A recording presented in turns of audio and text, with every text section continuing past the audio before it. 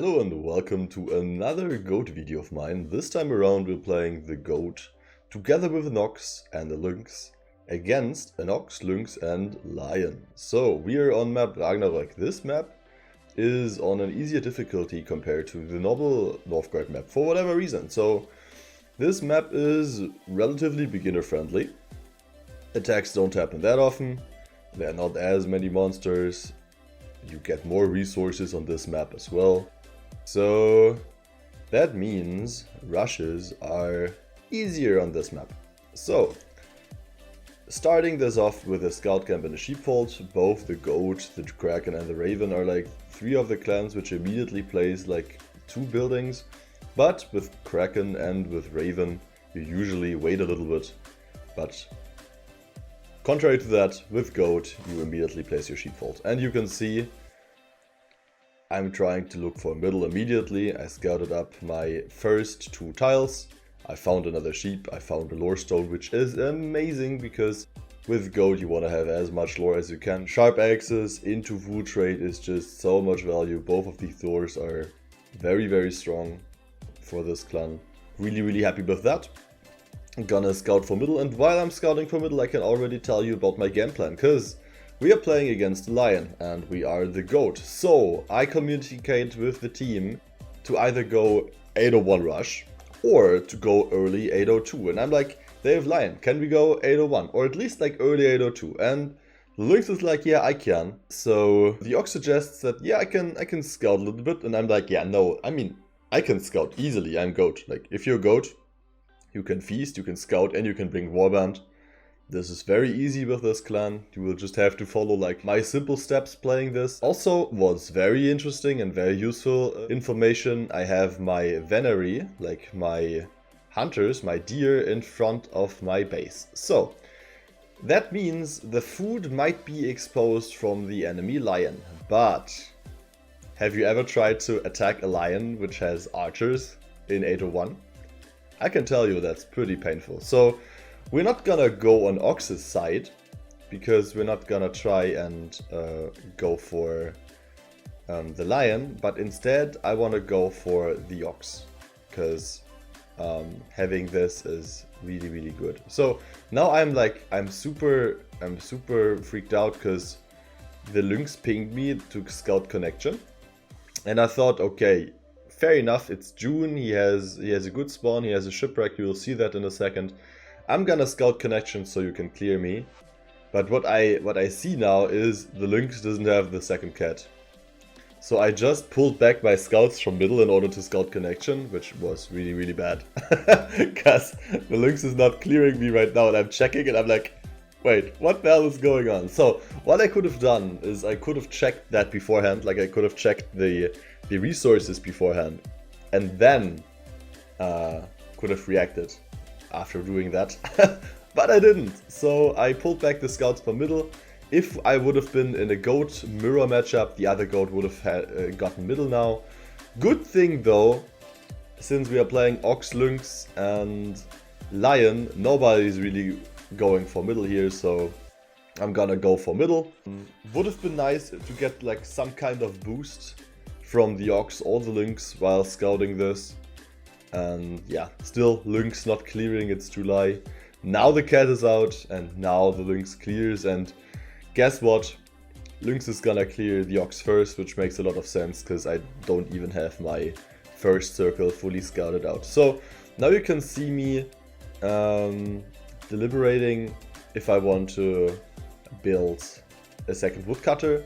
Usually you want to build your second woodcutter right now, but since I'm goat, I kind of want to bank food to take tiles, because I need to do two things. I need to take tiles and I need to feast. I need to feast twice, in fact. I need to feast in October and November, usually, if that's like very possible for you. So I need to feast twice and I need to take tiles. And I need to have enough wood to build two sheepfolds. So you have to manage your resources very well for that. And the best thing you can do there is just work your villagers, work your woodcutters, just chill. No reason to really rush anything. Don't rush your dog, don't rush your sheepfolds. Just chill on your food. it's very important to still, if you can hit your 200 early, super important to hit your 200, because these 6 sheep are insane income of food, plus insane income of coins if you manage to slaughter them. So I pre-built my sheepfold because I hoped that there were sheep on the open tile, which there were. So I got very lucky on that, got 3 sheep in fact, which is a lot. So a very nice goat spawn for me here. And I will take the ruin immediately, because after taking the ruin I have more lore. And then I have this villager who can gather resources when feasting. So communicating with the team, feasting twice in 800 so they can repair. Not repair, but how's it called in English? Prepare. not repair. So Lynx now clearing me in September, the infamous September Lynx clear, and I get the wolf den immediately in order to reach my 200. In hindsight, that was, by the way, not the best play, but you'll see why. I actually planned to go for the Valk tile now, but my Lynx is not heading to the Valk tile, and I'm like, maybe I don't even really want to take the Valk tile, because if I plan to attack on my side, then I guess I'll have to colonize to my enemy as well.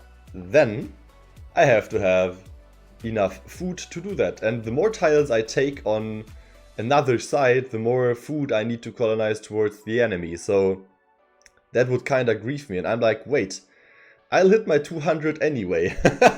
Like, I don't need to take the Thor's Wrath for more fame. I could have taken that in order to hit my 500, but that's not the game plan here. The game plan here is to rush the lion. So I'm debating if it's worth it to anger the dwarves, because if I want to colonize towards the enemy, I will have to anger the dwarves. Still, you can see I will have enough food for both of the feasts. I will be able to build a 3rd sheepfold in order to have more value out of the passive food production as well as the passive coins production. I will press the 2nd feast, will hit my Thane in November 800, which is really, really nice. And now I'm debating if I have to colonize this stone tile, because I need to mine stone if I want to scout, or if I'm gonna colonize towards the enemy. And this was like a true play. I figured like, okay, the safest play would have been to just like colonize the 52 stone tile, but instead I'm gonna colonize the forest, because I thought, yeah, maybe the lynx will have my back. I'm willing to take that risk.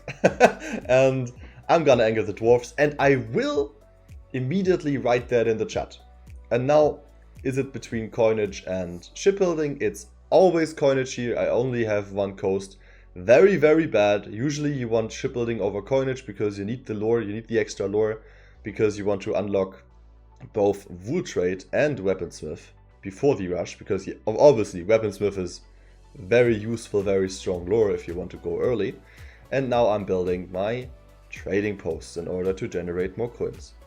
So that's the basic stuff. Also building the stone mine, and next is working the gold, then building the war and training camps. And funnily enough, I would have been able to even mine iron, but that would have meant that it would be less warband. And now I decided that, yeah, okay, I could actually like build another forge my warriors, but I have insanely strong charging warriors from the ox, since we are rushing, and we got archers from the lynx. So it makes a lot of sense to just like bring a mix of shield bearers and axe throwers instead, in my opinion. So I got the trading post, I got both trading posts in fact. That's like very, very standard. If you want to go for a rush, just place 2 gold buildings. That's usually enough. You can see I have plus 9 coins production, even without trading anything away. By the way, better play would have been here to trade away the stone. It would have been way, way better. And I could have just mined more stone. Otherwise, you just mine 15 stone and then destroy your stone mine. After that, just upgrade your town hall and your scout camp, and that would have been it. But yeah, that's definitely a thing I can improve on next game. Also, if you want to build with your wounded villagers first. They have a malice because they are wounded, and pre-build your war camps. It's super important to pre-build. Do not finish all your war camps immediately. They will soak so much of your coins production out of you because of the upkeep. That's not what you want to do. You want to save this upkeep. So now I'm deliberating, yeah, do I want to mine iron? I mean, I could honestly mine iron here. I thought about it and I was like, yeah, okay. I got the ox. The ox will have my back. He will just bring tons of warriors and I don't need to mine. At least that was my thought process. Tell me in the comments if you agree with my assessment here, if you would have forged warriors instead. But yeah, like I said, I will pre-build the war camps. I will upgrade my town hall immediately because that means I will get villagers faster. And from this point onwards, I just need camps. I just need to upgrade my scout camp and then scout. And one important thing is, if you want to have a scout camp upgraded, and if you want to rush, don't tell the enemies that you're gonna rush, right? So if they see these scouts early, they will prepare. So don't convey too much information about what you want to do, right? So that's why I'm not scouting here. At least as of now. So another feast coming out. 801 March. This will most likely be the last feast. And with this, I finally realized, yeah, I can actually even trade away my stone. I will go into wool trade and look at the coins production here, by the way. I have plus 22 in coins production, which is just insane considering that 801 just started, but that's just like the gold clan for you. It can feast, it can scout, it can bring army, and not even like, it can bring a lot of army even. So yeah, clan's pretty good. And the way this is playing out, we will be able to attack here in June. So building the last camps, and the first one to convert will be the ox. And now I will assign the scouts. Just waiting a little bit before doing that.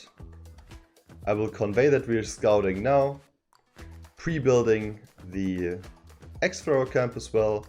And now it is time to finish all the war camps and of course bring the Warband. And funnily enough, maybe I could have like brought more than 10. Usually you want to build 5 camps here, like 5 war camps is enough. Because bringing 10 while scouting and feasting is pretty damn massive usually. But maybe I could have brought more, actually. But I like to bring 10, because it's easier to like sustain 10. And now I'm scouting. Not really like deep scouting immediately, because I'm thinking, okay, the ox has not converted as of yet. So I didn't want to show them. Didn't want to convey information as of now. But now I see the yellow dots on the map and I'm like, yeah, okay, fine, let's go. Converting a wounded one to be a shield bearer for some reason. Don't know why I did that. These are like the small things, the small mistakes I still make. But game plan wise, macro wise, this is great. Deliberating if I want to go for more X-throwers or more shield bearers, I was like, yeah, okay, X-throwers are pretty good. Let's go for X-throwers. And now the ox will see us. Now the ox will see the 3 scouts. And our ox will be here with a lot of warband. This is like very, very normal for the ox to have, because there's new lore. You can forge your warriors for free with the ferocious charge. And now we are on the ox, on the first circle of the ox. And let's see if they are prepared. And also, since I'm colonizing towards them, I managed to colonize a Draugr tomb. So what I will do, I will slaughter all my sheep. And I will even recruit my chief. So not only do I have feasted and scouted and colonized towards the enemy. I even brought 10 Warband plus my chief. So this is like ideal scenario. Even though it will be harder for me to sustain this, and even though I will officially just kind of handicap myself for the long run, if this rush goes through, which is most likely gonna be, we are just gonna win the game off of that, because if one player is down, I will be able to bounce back in 2v3, because one player more is just way too good in this kind of scenario. So I will enter the main now together with my teammates. I'm seeing that even purple brought a lot.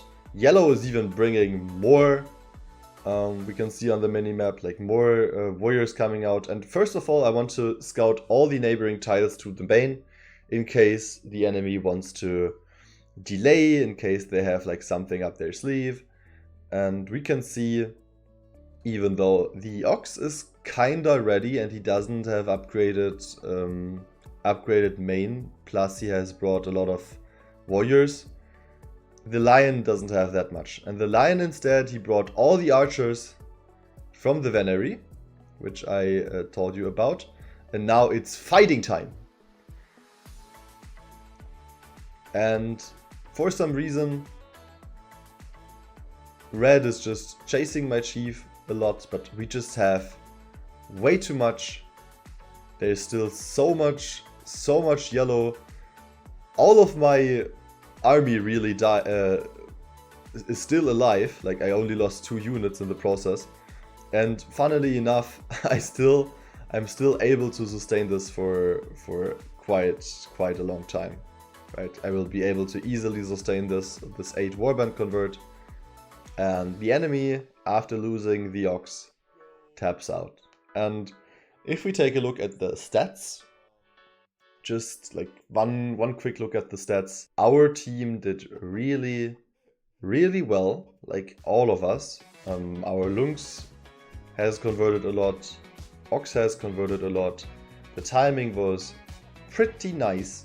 And usually, if you're rushing in a non-pre setup, it's not that easy, right? If you're rushing, it's usually with premates, because communication is key. But if you want to rush with GOAT in ranked, just communicate as much as you can in chat, and it's still very possible to run a successful rush. So to sum things up, 2 feasts in 800, 1 feast in 801. From the low order sharp access into wood trade, usually you unlock weaponsmith as well, but since I didn't run any docks here, I wasn't able to unlock weaponsmith, which would have been even better for the fight. But this is like the normal lore. You can see from the converts we had a lot. I had the second largest convert, but I mean Ox 10 convert in 801 is nothing to sneeze at. And if we take a look at the converts of the enemy was not ready. Like, only the Ox was a little bit ready, the others were not ready. And if you see a matchup which you feel is not favoring you for 802, if you see that the enemy picked a lion or a rat or something else which is like literally uncontestable in late game, make sure to just play it early game. You don't have to all in necessarily, but at least like pressure 801, pressure early 802 to get the edge here. I promise it's gonna be worth it. And yeah, I think this is a very effective tool to exploit these kind of late game clans. So I hope you liked the video. If you liked it, feel free to like and subscribe, and I'll see you guys next time, and have fun goating in your ranked games. Take care, bye bye.